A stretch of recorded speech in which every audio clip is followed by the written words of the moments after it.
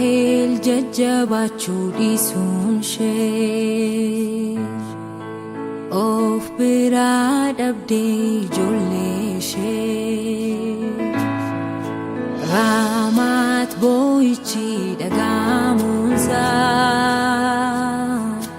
dhalachuu keetii sababiisaa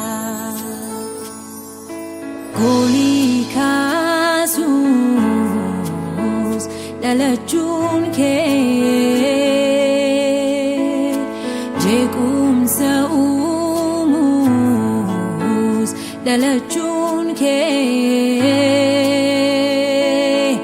ati garuu mootii nagaadha mootii nagaa Yesuus ati mootii nagaadha eebbifamaa gad of deebistee dhalachuun kee nan tuffachiisin gooftummaa kee na biraan darbiin eebbi koo barri yaadatamuun koo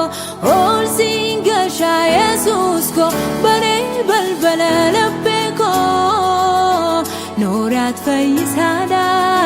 siin simadha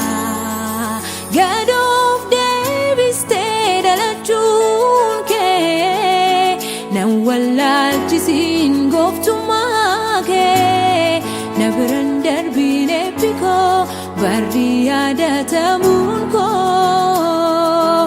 ol siin gashaa Yesuus koo baree balbala laphee koo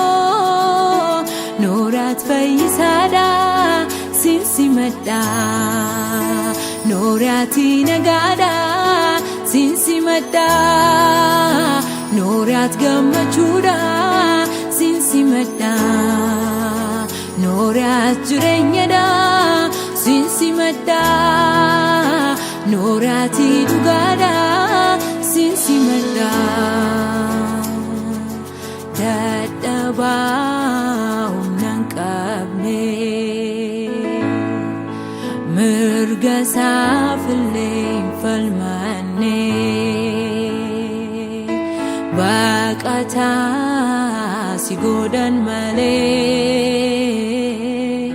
sabii dhuunfaan kee siif hin laanne iddoo siif malee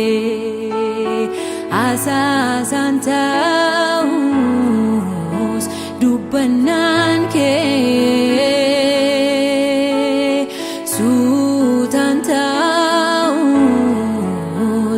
adeemsi kee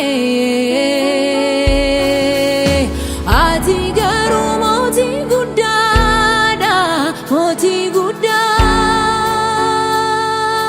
Yesuus ati mootii guddaadha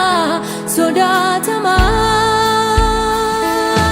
gad of deebistee dhalachuun kee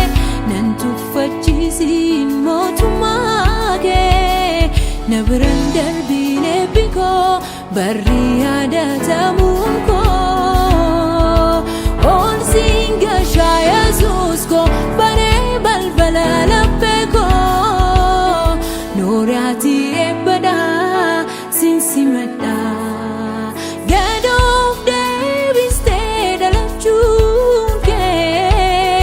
nan tuffachiisin gooftummaa kee na biraan darbiin eebbi koo barri yaadatamuun koo ol siin gashaa Yesuus koo baree balbala laphee koo nooraati nagaadha